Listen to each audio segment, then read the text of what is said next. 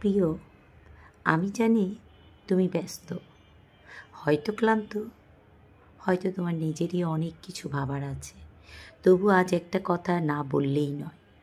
ভালোবাসি বলেই তো তোমার অবহেলায় আমি এতটা অসহায় হয়ে যাই। তুমি হয়তো ভেবেছ আমি অভিমান করছি। না, এটা অভিমান নয়, এটা এমন এক যন্ত্রণা যা বলার মতো নয়, বোঝানোর তো আরও না। আমি শুধু চাই তুমি বুঝো, আমার চুপ করে থাকা মানে ভুলে যাওয়া নয়, বরং প্রতিটা নিঃশ্বাসে তোমাকে আরও গভীর করে কষ্ট পাওয়া। তোমার একটা মেসেজ না আসলে পুরো দিনটাই আমার ভেতরে। তুমি যখন কথা বলো না, আমি নিজের মধ্যে এমন এক ঘর খুঁজি যেখানে তুমি ছিলে আর এখন নেই। তুমি বুঝতে পারো না হয়তো, তোমার অবহেলা আমাকে কতখানি ভেঙে দেয়।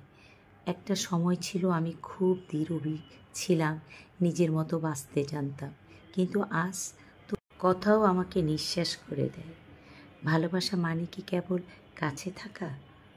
না, ভালোবাসা মানে তুমি দূরে থেকেও আমার অনুভবের পাশে থেকো।